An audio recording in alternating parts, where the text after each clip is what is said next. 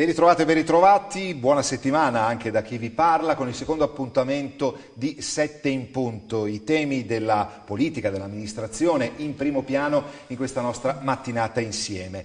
La piacevole chiacchierata di questo martedì è con il nostro gentile ospite che andiamo a ringraziare di essere con noi a salutare, si tratta di Roberto Ciambetti, Presidente del Consiglio regionale Veneto. Buona mattinata a lei. Grazie a voi e un grazie a tutti i telespettatori che ci stanno guardando. Grazie Presidente, lei è Presidente del Consiglio regionale praticamente da poco più di un anno. È un'attività che comunque non solo logora, prova parecchio perché lei è un po' come dire, il punto di incontro di tante istanze e anche come dire, di tanti momenti difficili che vive l'Assemblea. Sì, diciamo passo dal ruolo, chiamiamolo operativo, qual era prima l'assessorato al bilancio, a un ruolo più istituzionale.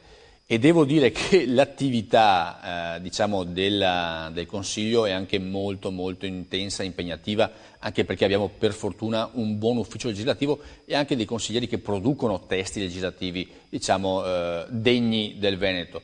E in più sono anche il vice coordinatore nazionale di tutte le conferenze dei presidenti delle assemblee legislative e quindi anche un ruolo che mi porta spesso come è successo ad esempio sul referendum Trivelle o altre iniziative a livello nazionale con la Corte dei Conti nazionali o con la Corte Costituzionale o al Senato con cui stiamo collaborando in maniera diciamo, intensa come parlamenti regionali e quindi anche impegni fuori Veneto che sono piuttosto sostanziosi. Questo, diciamo, chiamiamolo pretesto per arrivare al primo discorso importante che facciamo questa mattina con Roberto Ciambetti. Questa, possiamo chiamarla benedetta azienda zero, benedetta per come è arrivata alla conclusione al termine, insomma, di un dibattito non solo lungo ma anche logorante per come si è sviluppato. Sì, una cosa che non era mai accaduta in Veneto, anche una nuova applicazione di una possibilità prevista dal nuovo regolamento che prevede per ogni gruppo una volta nella legislatura di non prevedere il contingentamento dei tempi, solo che purtroppo secondo me si è esagerato, abbiamo fatto 37 sedute, 130 ore effettive di discussione in aula, più le ore di discussione fuori dall'aula, dietro le quinte, 4 mesi dove la Regione è stata praticamente ingessata perché appunto questa discussione prevedeva anche che gli assessori consiglieri fossero presenti in aula per mantenere il numero legale. Tra l'altro un numero legale che è mancato in un paio di occasioni per 10 minuti per diciamo, problemi fisiologici che dopo 10 ore d'aula era anche comprensibile da parte di qualcuno. Quindi anche un lavoro fatto che ci ha permesso di valutare anche questo nuovo regolamento e probabilmente mettere in moto dei correttivi che servono per renderlo più efficace e efficiente. Senta, l'azienda zero, come aveva anticipato il Presidente Zaia, come ha anticipato lei stesso, segna un po' una rivoluzione in quello che è uno dei settori più importanti, noi pensiamo a sanità e turismo, anche da un punto di vista non solo economico ma sociale, cruciali per la nostra economia. Sì, noi come Veneto per fortuna o grazie insomma anche all'amministrazione che si è succeduta negli anni e che ha visto soprattutto all'interno del settore sanitario persone che lavorano in maniera assolutamente encomiabile, una sanità a livello, diciamo, ottimo livello. Noi siamo fra le regioni benchmark in Italia, quelle da imitare, cioè siamo noi Emilia ed Umbria che vedono appunto le altre regioni che devono modellarsi sul nostro sistema. Questa riforma è stata fatta per comprimere, se possibile, i costi amministrativi per evitare tagli ai servizi. Negli anni le risorse per la sanità che dovevano avere una diciamo, evoluzione in crescendo sono state limate via via di anno in anno e quindi le risorse previste non sono arrivate. Bisogna che comprimiamo e lavoriamo meglio sui costi amministrativi per permettere invece sui servizi effettivi alle persone la sanità che ogni Veneto si aspetta. Noi abbiamo fatto un convegno dell'OMS, l'Organizzazione Mondiale della Sanità, a aprile di quest'anno e il segretario dell'OMS è venuto a complimentarsi con il Veneto per il nostro modello sanitario. Noi rispetto anche alle classifiche mondiali siamo la seconda, terza sanità a livello mondiale. Ci lamentiamo sempre e c'è sempre la possibilità di migliorare, però vi assicuro che in altre realtà, non solo italiane ma anche europee, qualcuno sta peggio di come stiamo noi. Partendo da un punto, crediamo, basilare, adesso non ci sono più tutte le USL che c'erano prima, adesso ne abbiamo una per provincia più 2. Vogliamo un po' riassumere che cosa si configura adesso con questa azienda zero? Sì, ci sono appunto delle USL che coprono l'ambito provinciale. In due realtà, nel Bassanese e nel Veneto orientale, si è preferito mantenere una configurazione diversa, ma questo anche per avere dal punto di vista amministrativo appunto un controllo più puntuale e preciso su certe realtà. Faccio un esempio: nella provincia di Padova, oltre all'ULSS provinciale, c'è anche l'azienda ospedaliera legata all'università, che comunque gestisce, nel senso buono del termine, utenti e servizi.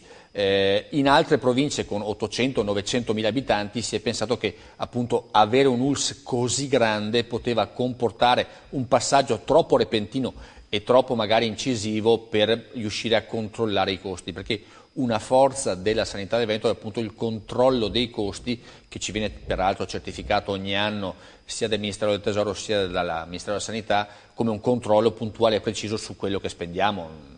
La tanto famosa siringa che da noi costa una cifra e in Calabria purtroppo costa ben altre cifre. Quindi avere comunque una capacità amministrativa di gestire abitanti, utenti e anche dipendenti dell'USL ha comportato in queste due realtà appunto un dimezzamento, ma appunto come dicevo a Padova e a Verona ci sono, oltre all'ULSS provinciale, c'è un'altra azienda che è l'azienda ospedaliera legata all'università che gestisce personale, risorse, utenti, cittadini che comunque vanno seguiti nel miglior modo possibile. Quindi una cosa un po' a geometria variabile proprio per non creare agglomerati troppo grossi e magari di difficile gestione. Sì, ecco, lei ha parlato di geometria variabile, a noi verrebbe quasi la battuta di dire in un paese come l'Italia dove c'è una geometria così variabile, anche a proposito, lei stesso lo ha accennato, dei cosiddetti costi standard, guai se si cominciasse ad applicarli veramente. Magari si cominciasse ad applicarli veramente, anche perché quando c'è una spesa pubblica improduttiva c'è un danno comunque ai cittadini. Sì. Io ho sempre detto che i soldi pubblici vanno spesi meglio, quando sono pochi ancora di più. Vanno sempre spesi bene i soldi pubblici e purtroppo, ripeto, in qualche altra realtà d'Italia lo vediamo, i soldi vengono spesi male e addirittura i cittadini di quelle regioni vengono a curarsi in Veneto. Noi abbiamo un'attrazione, una mobilità in entrata da tantissime regioni d'Italia perché in certi luoghi i soldi vengono spesi male. Quindi l'applicazione di costi standard servirebbe a spingere, a promuovere chi ha una sanità, diciamo, zoppicante, a far meglio e a spendere meglio il denaro pubblico. Purtroppo i costi standard dovevano entrare in vigore ancora a inizio 2012 e ogni volta viene procrastinata questa entrata in vigore perché probabilmente delle sacche di resistenza e di mala gestione dei soldi pubblici rimangono e qualcuno non riesce a toccarle o a imprimere una vera svolta nella gestione di questo denaro che viene speso purtroppo male.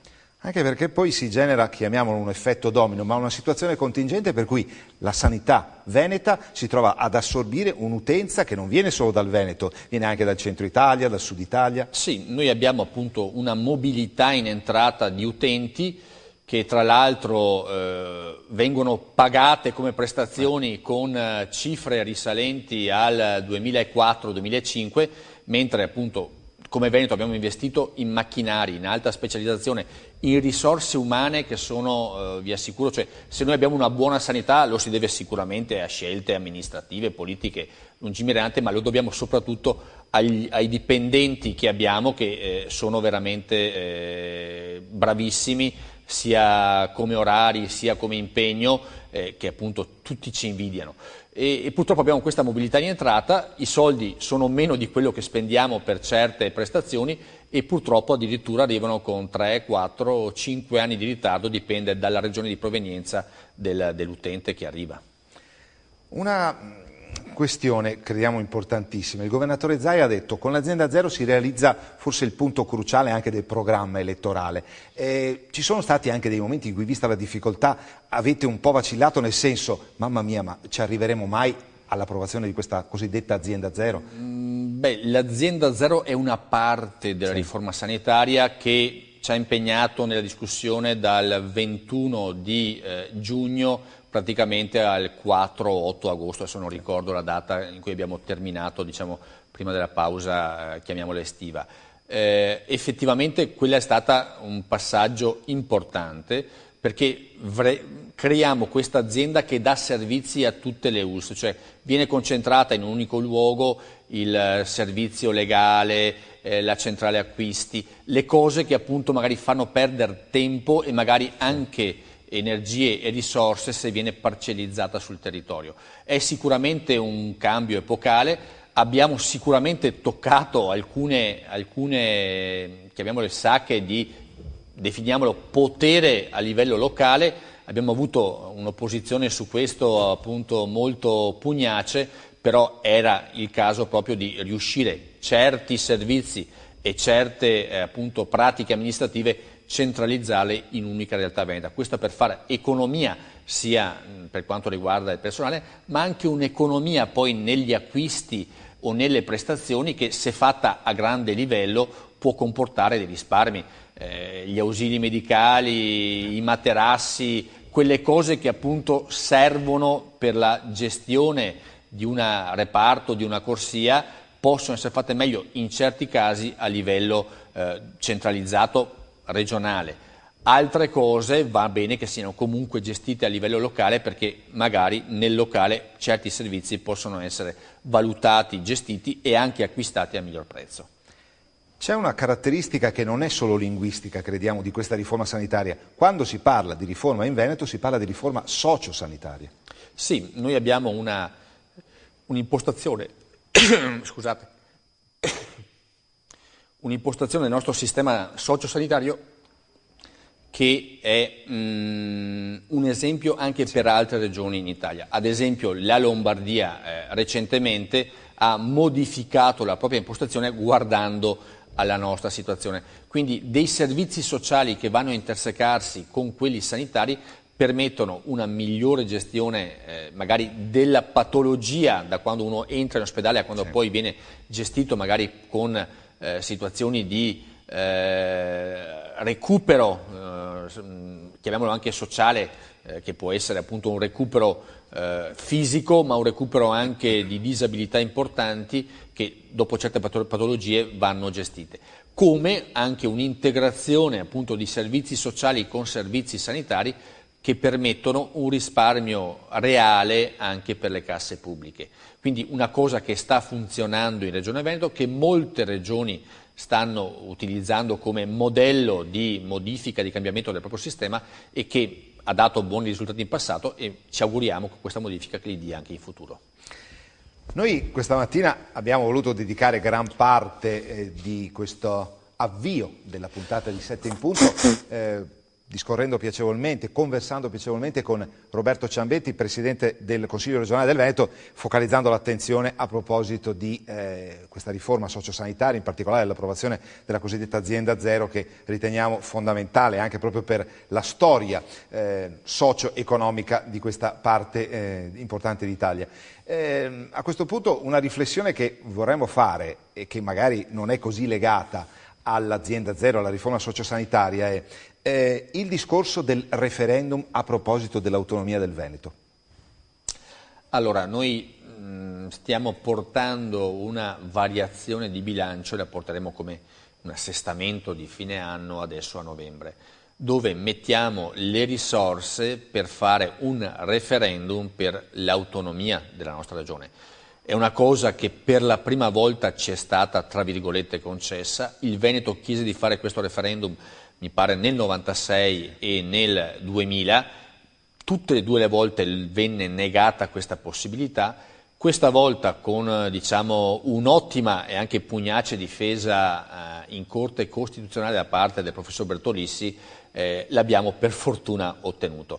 È una possibilità unica che ci permetterà la prossima primavera, e dico chiaramente la prossima primavera, non nel mese di dicembre, che è un'altra cosa, di poter permettere a tutti i veneti di esprimersi sul futuro che vogliono per il loro territorio.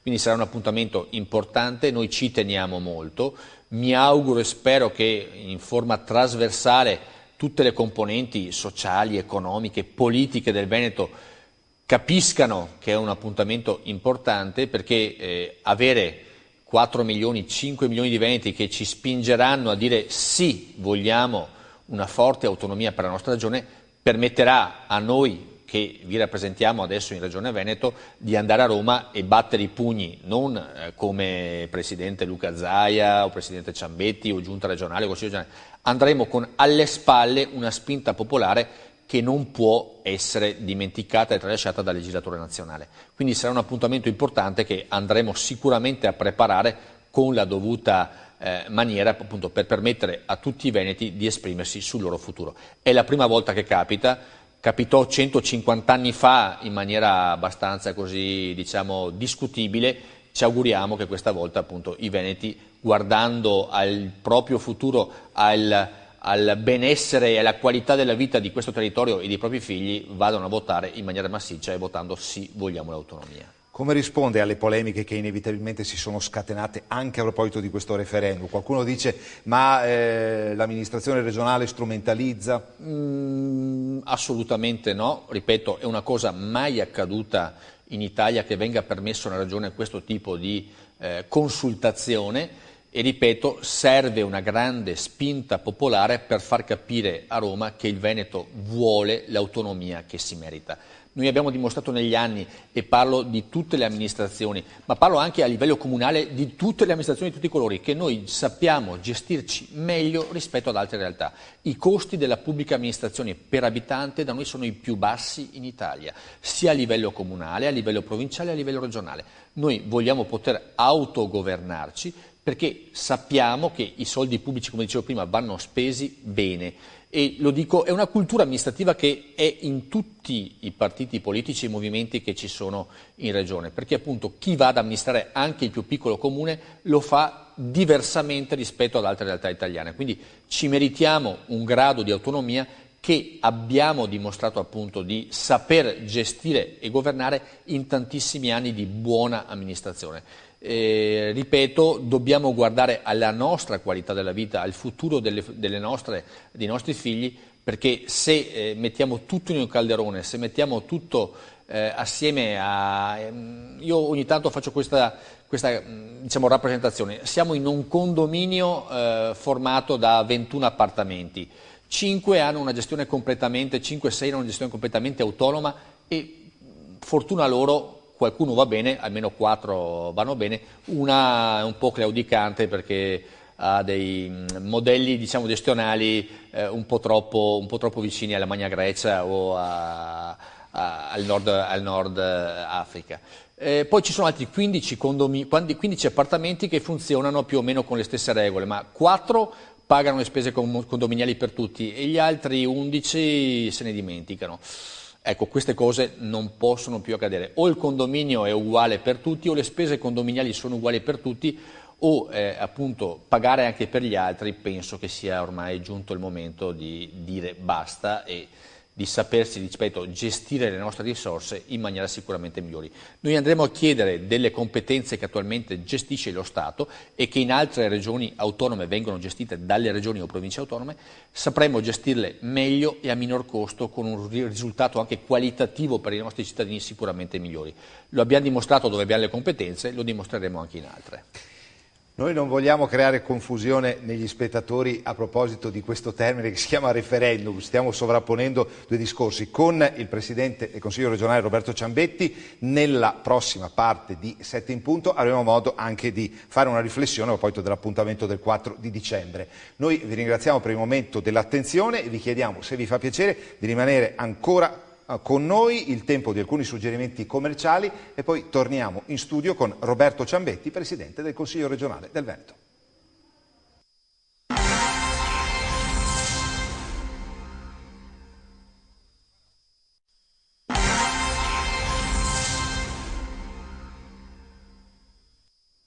Secondo momento di 7 in punto, siamo in compagnia di Roberto Ciambetti, Presidente del Consiglio regionale del Veneto, le riflessioni su quella che è stata l'approvazione della cosiddetta azienda zero, le riflessioni sulla sanità, sul modello Veneto ci ha poi portato al referendum. A proposito della parola referendum, Presidente, una riflessione sull'appuntamento che ci attende il prossimo 4 di dicembre. Si sta spostando l'attenzione rispetto a problematiche un po' più importanti per il Paese? È così cruciale per il Paese l'appuntamento del 4 dicembre?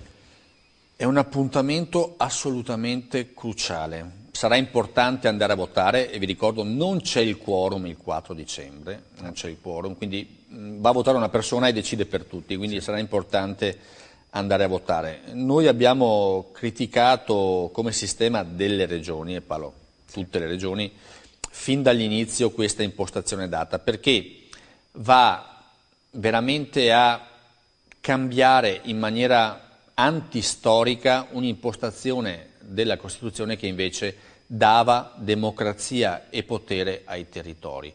Ricentralizzare tutta una serie di competenze, risorse, modelli di gestione a me sinceramente preoccupa.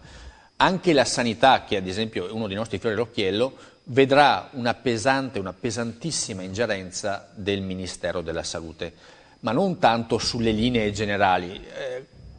Ci sarà un albo nazionale per nominare i dirigenti, i nostri massimi manager della sanità del Veneto. Questo sinceramente a me preoccupa, perché noi come Veneto stiamo esportando manager e avere qualcuno da Roma che decide il nome per conto nostro a me sinceramente preoccupa.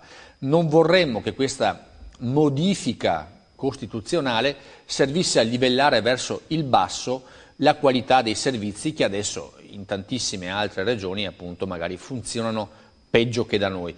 Quindi avere questa situazione che vede le regioni a statuto ordinario completamente svuotate della loro potestà, della loro possibilità di incidere sui servizi da dare sul territorio, le 5 regioni speciali che vengono invece rafforzate perché non vengono toccate in nulla da questa modifica costituzionale, addirittura i loro statuti potranno essere modificati solo se la provincia autonoma o regione intende farlo. Quindi avere una regione virtuosa come il Veneto, che viene, ripeto, svuotata di competenze e di possibilità di gestione, e la regione Sicilia che non viene assolutamente toccata, anzi viene rafforzata nel proprio statuto, questo a me preoccupa molto. Come mi preoccupa molto che viene venduta come una semplificazione e invece sarà, dal mio punto di vista, una complicazione. Andate a vedere solamente 2 articoli della modifica, c'è un bellissimo testo comparato fatto dalla Camera dei Deputati. L'articolo 55 passa da 4 righe a 1 pagina e mezza, l'articolo 70 passa da 2 righe a 3 pagine e leggete solo il primo periodo dell'articolo 70, le ultime 10 righe del primo periodo.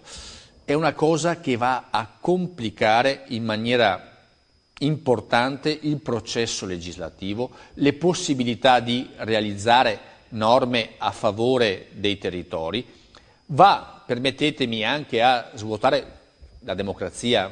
Ok, il Senato verrà modificato, il Senato esiste ancora, che sia chiaro, però non lo eleggerete più voi come cittadini, lo eleggeremo noi come consiglieri regionali. Io quando viene tolto al cittadino la possibilità di decidere, di votare, di sapere chi viene mandato a rappresentarlo in un certo livello istituzionale, a me sinceramente preoccupa. Ripeto, potrei egoisticamente dire al Consiglio regionale evviva, decido io chi mando al Senato, invece non sono assolutamente contento perché quando viene tolta una possibilità democratica di scegliere i propri rappresentanti è comunque una perdita, e io dico una perdita grave per la democrazia. Togliere democrazia dai territori è sempre pericoloso. Sì, a questo punto si cancella direttamente la parola democrazia. Che effetto le fa? Guardi, no? Io arrivo dalla settimana scorsa da una visita istituzionale in Crimea e mi raccontavano quello che è avvenuto in Ucraina e perché sono nate queste tensioni. La Crimea, ad esempio, prima era una regione a statuto autonomo, gli hanno tolto l'autonomia, poi dall'autonomia gli hanno tolto anche competenze, le hanno centralizzate a livello centrale e sono iniziate tensioni sui territori che poi sono sfociate in cose anche non sempre bellissime. Quindi allontanare la democrazia dei territori è sempre, dal mio punto di vista, pericoloso. Che effetto le fa? Siamo in piena campagna referendaria. Il Premier Renzi insiste sul Veneto, cioè nell'arco di 3 settimane, poi oggi è martedì, dopodomani torna in Veneto. Cioè sembra quasi che si aggrappi a questa realtà che lui ha detto è qui che si crea il PIL del paese. Sì, è qui che si crea il PIL e qualcuno ce lo porta via con una tassazione assolutamente fuori da qualsiasi parametro europeo. Renzi insiste sul Veneto perché sa che qua la percentuale avversa alla riforma costituzionale è importante e viene qua appunto per cercare di ribaltare la situazione. Io direi che comunque più viene qua meglio è, anche perché mi pare che quando viene non sempre dice cose così di buon senso, e più viene meglio è. Sicuramente i veneti fanno bene ad avvicinare, a conoscere, a sentire bene senza filtri quello che dice il Premier, anche perché, ripeto, molte cose che vengono dette, prima viene personalizzato fortemente il referendum per ottenere un plebiscito, visto che cambia l'aria allora non è più personalizzato. La coerenza, secondo me, specialmente in un pubblico amministratore, è una cosa fondamentale. Chi cambia troppe volte idea, è legittimo cambiare idea, ma chi la cambia troppe volte per opportunismo, secondo me, non è un grande amministratore. Presidente Ciambetti, per concludere, vince il sì, vince il no. Che due scenari si propongono, in un caso o nell'altro? Mi pare che i sostenitori del sì siano più all'esterno dell'Italia che all'interno, grandi multinazionali, lobby, stati esteri che chiedono un voto verso il sì. Perché lo chiedono? Lo chiedono per il nostro interesse o per il loro interesse? Se vince il sì, entra in vigore una riforma costituzionale che creerà immediatamente una confusione in tantissime competenze che non sono così chiare e nettamente divise fra Stato e Regione. Vi faccio 2 o 3 piccoli esempi. Governo del territorio di competenza statale, pianificazione del territorio, competenza regionale. Infrastrutture strategiche di competenza dello Stato, dotazione infrastrutturale di competenza delle regioni. Competenza sui beni culturali e paesaggistici dello Stato e promozione dei beni ambientali, culturali e paesaggistici delle regioni. Solo questa cosa ingenererà una serie di confusioni legislative tremende. Quindi, secondo me, andremo verso uno stallo e un blocco del Paese dovuto a una riforma modifica scritta male. Se vince il no, non succede nulla di così trascendentale o pericoloso come viene, ad esempio, JP Morgan, che ne ha sbagliate tante in questi anni, o Moody's, che ne ha sbagliate tante in questi anni di previsioni, dice che succederà chissà cosa, investimenti che mancano o altro. No, la mia preoccupazione è che se vince il sì verrà centralizzato tutta una serie di competenze che adesso le regioni gestiscono bene. Vi faccio solo 2 esempi. Sanità ai massimi livelli mondiali, giustizia su 160 paesi, noi siamo al 138° posto a livello nazionale. La scuola sulla quale non abbiamo competenze, abbiamo visto la buona scuola, cosa sta comportando anche in questi giorni negli istituti scolastici anche del Veneto.